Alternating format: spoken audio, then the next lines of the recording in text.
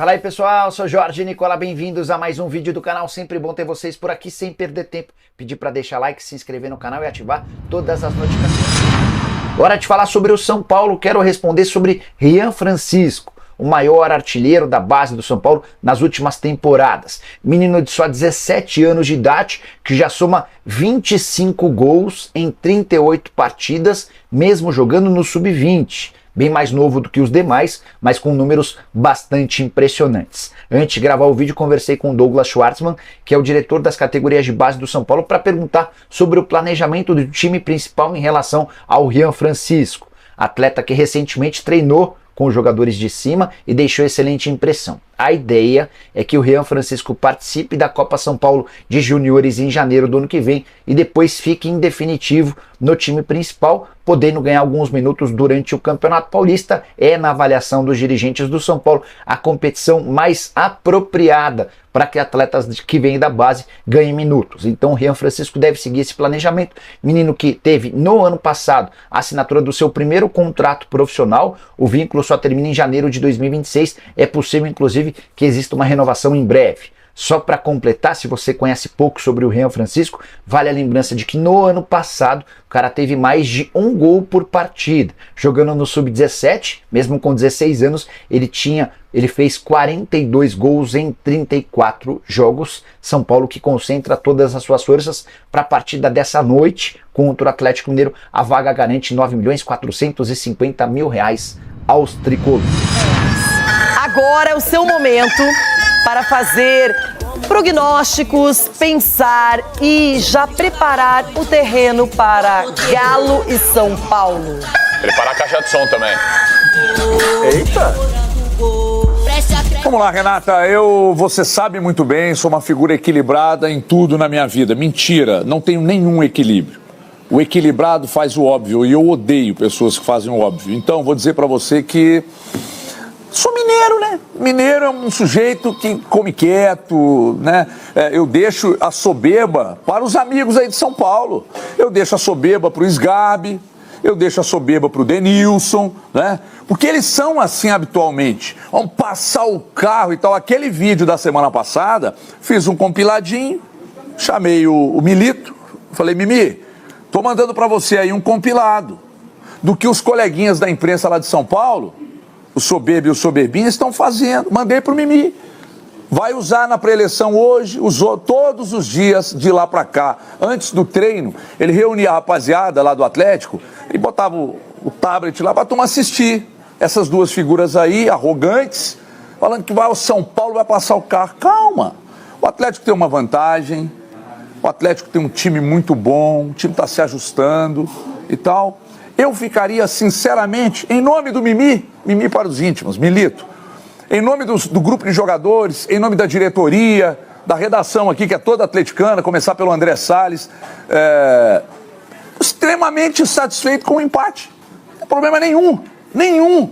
O Vasco passou sendo derrotado ontem, no tempo normal. Então o empate tá bom demais.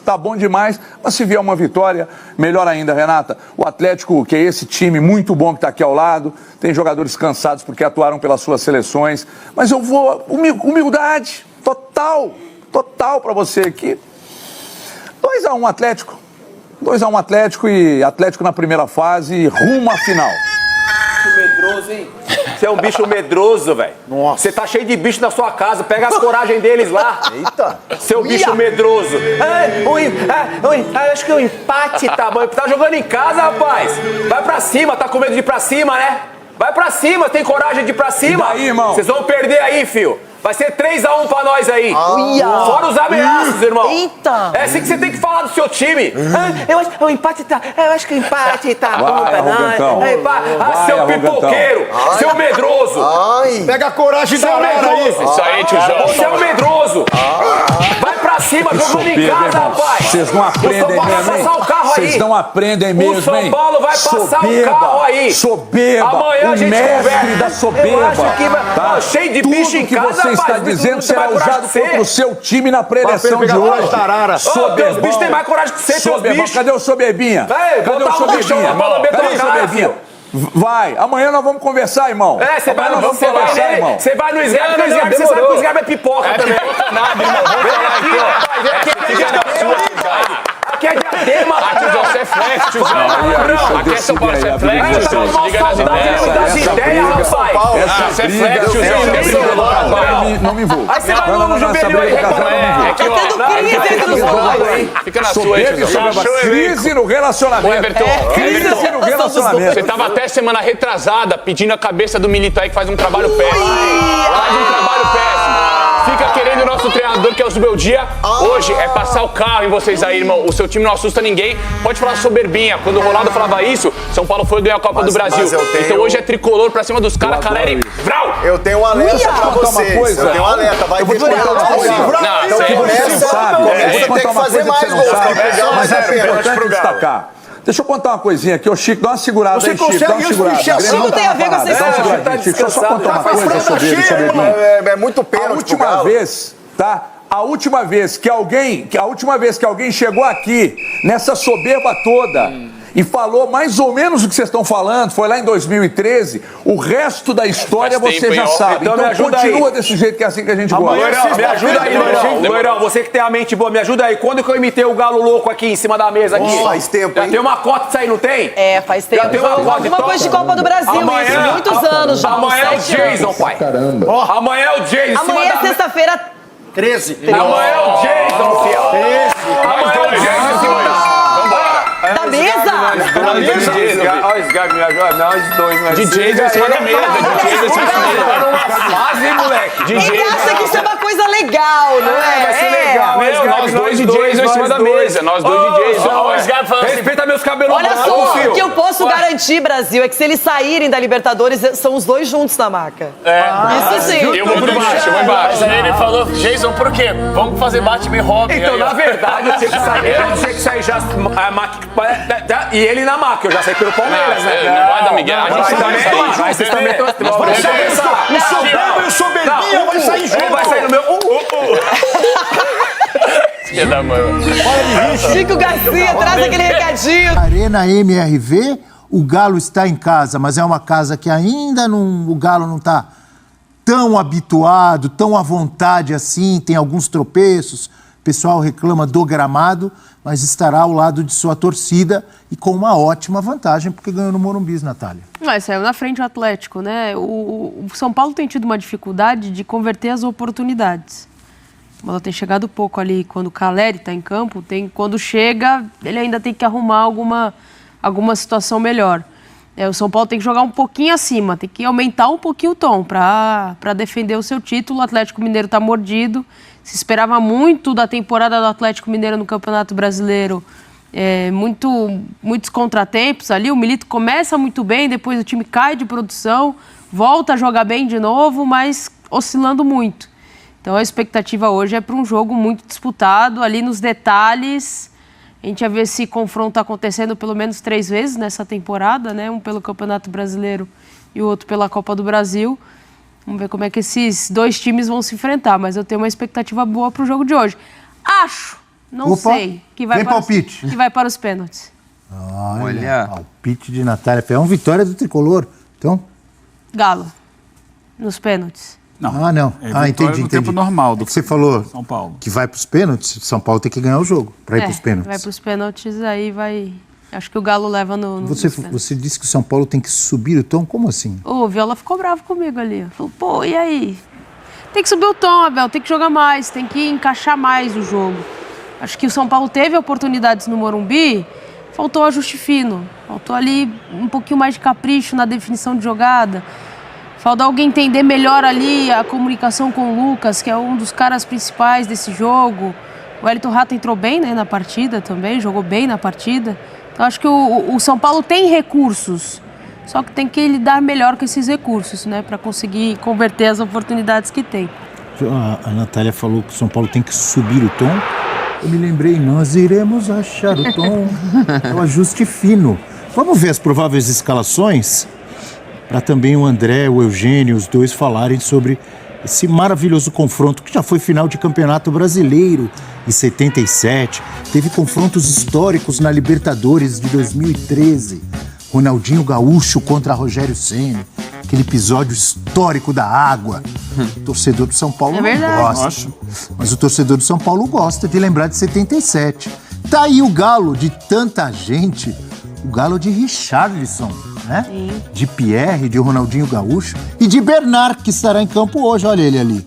Foi campeão em 2013. De Diego Tardelli, monstro com a camisa do Galo. Everson, Saravia, Batalha. Qual vai ser a abordagem do Milito? Porque o Atlético sai com a vantagem da ida num momento em que o Milito abdica das suas convicções. Põe um time retraído e eu não falo em tom crítico, pelo contrário, acho que ele foi bem em fazer isso, considerando o momento que o Atlético não estava conseguindo colocar a intensidade de jogo que ele deseja, até porque a gente já falou disso, né, de pausa de Copa América, de desfalques, o Atlético foi um dos times que mais sentiu. Então, é um estilo de jogo que depende muito da intensidade para conseguir ser mais rápido na troca de bola, e o Atlético não vinha conseguindo fazer isso, tanto que se discutia muito o trabalho dele, e mesmo sendo um cara que as ideias, eu até já falei aqui, eu acredito muito que vai dar certo no Atlético Mineiro, não sei se para ser campeão, tudo mais, mas eu acho que ele vai ter ele tem ideias que vão fazer esse time jogar bem. Mas, naquele momento, pensando em mata-mata, vendo um São Paulo que tem feito uma boa temporada, ele abdica, fecha a casinha, joga por uma bola que aparece no final do jogo, sai o gol e consegue. Se o jogo tivesse sido 0-0, aí o cenário é diferente. Mas como ele conseguiu aquele golzinho no fim, será que o Atlético, de repente, não vai manter a postura do Morumbi? Será? Você Diante da apostaria sua nisso? torcida?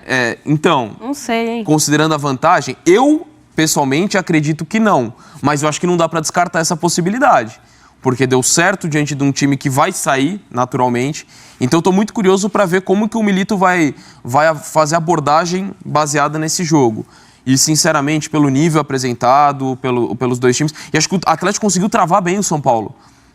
A gente vai falar de uma chance do Caleri, a do Lucas, a mais clara, a que ele perde no segundo tempo, sim, aquela disparada mais clara do jogo, mas não foi um São Paulo. Foi um São Paulo que teve volume, muito mais volume, mas não foram tantas oportunidades. O Atlético soube travar o São Paulo.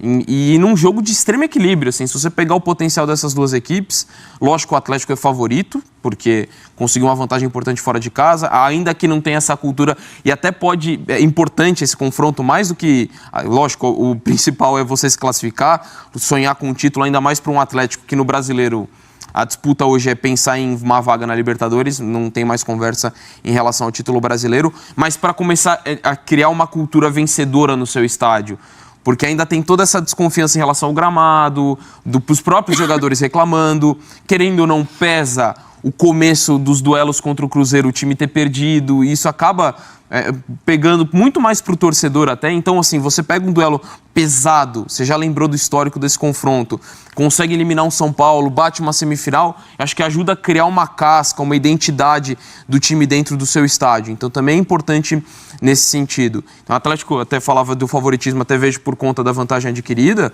mas não é nenhuma zebra. O São Paulo ir lá e vence o Atlético e vence nos pênaltis, ou faz um 2-0. Pelo que o São Paulo apresenta, pelo trabalho do Zubeldia, eu não acho nenhuma zebra, embora o Atlético seja hoje o time mais credenciado aí à semifinal. Eugênio Leal. Abel, eu entendo da seguinte forma. Acho que são dois times hoje muito nivelados. A gente chega num estágio de temporada em que já desenvolveram o que tinham que desenvolver. Acho que em termos táticos, técnicos, são dois times que estão aí, estão montados, estão desenhados, estão trabalhados. E é hora, assim, de decidir no detalhe. É numa finalização mais precisa, é na sorte eventual de uma situação de jogo que possa vir a acontecer, uma bola que bate, rebate, sai para um lado, sai para o outro. Eu não vejo superioridade de um time sobre o outro agora, sinceramente falando. São duas equipes muito competitivas. O Atlético tem uma temporada, para mim, abaixo do que eu esperava, abaixo, mas tem condições de, num jogo, como já fez no Morumbi, vencer o São Paulo de novo. Mas o São Paulo não seria um absurdo imaginar o São Paulo ganhando fora de casa e se classificando, quem sabe até sem precisar de pênalti. Porque tem qualidades para isso. Então acho que vai pesar muito o momento do jogo. a estratégia de cada técnico. Eu acho que nesse aspecto, O que o você São acha Paulo da colocação do André? Que o Milito mudou um pouco as características dele, né? Do que ele pensa Não, de futebol. mudou no jogo de ida, né? No jogo de ida, então. Mas Sim. para hoje, o que você pensa? Eu acho que para hoje, jogando em casa, ele vai voltar a ser o Milito de sempre. Ele sabe que não pode sentar na vantagem.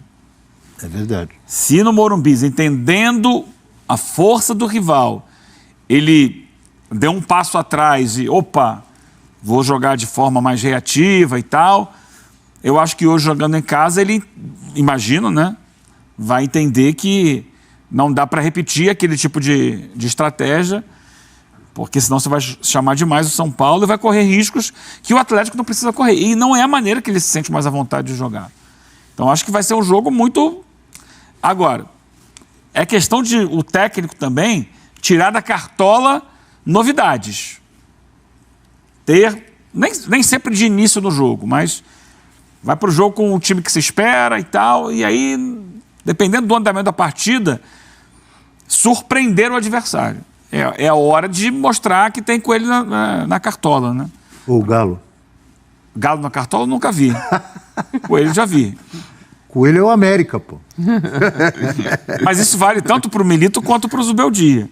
Eu entendo, pelo que a gente já viu dos dois na temporada, que o Zubeldia tem tido mais recursos além do padrão do time. O Milito mudou para mim, acho que foi o único jogo que ele mudou foi esse, o jogo de ida contra o São Paulo. Talvez contra o Corinthians, quando teve um jogador a menos na primeira rodada do mas Brasileiro. foi muito circunstancial. Exato. Né? No segundo tempo daquele jogo ele fez isso. Que o Batalha foi expulso no lance com o Yuri Alberto.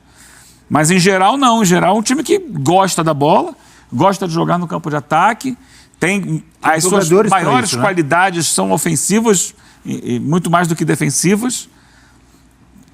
Agora, é claro, segundo tempo, dependendo do andamento, se tiver 1-0 para ele ainda no agregado, aí ele tende a tentar defender mais a vantagem. E tem uma tela que a gente vai mostrar agora, eu confesso que eu não sabia, me chamou a atenção esse detalhe. O torcedor do Galo vai gostar de ver essa tela. O Vasco, a gente acabou de falar dos tabus que foram quebrados, então, assim, eu acho legal esse tipo de informação, enriquece os dados que a gente traz em relação ao jogo, mas eu acho que isso não é garantia nenhuma. O que é garantia é que o Atlético é muito mais forte com o Hulk. E aí pode ser o São Paulo, pode ser o Flamengo, pode ser o Palmeiras, o Bahia, qualquer time que ele enfrentar, ele faz uma diferença. Ainda é um dos principais centroavantes do futebol brasileiro e para mim ficou nítido o quanto que o Atlético sentiu a ausência dele. Lógico, concordo com o Eugênio quando ele disse que o Atlético jogou menos nessa temporada do que poderia. Mas você tem vários fatores que influenciaram. Não é passar pano. Acho que tem as questões que a gente pode falar do trabalho do próprio Milito, de alguns jogadores, mas você tem a questão, para mim, dos desfalques que teve ao longo da temporada, acho que impactaram muito, e a ausência do Hulk, sem dúvida nenhuma, foi um dos fatores que fizeram com que o Atlético não apresentasse todo o seu potencial ao longo dessa temporada. Sabe o que me chama a atenção quando você fala que o Hulk é um dos principais centroavantes do futebol brasileiro? E muitas vezes ele é centroavante mesmo, durante os jogos. Mas é um cara que... Muitas vezes ele é armador.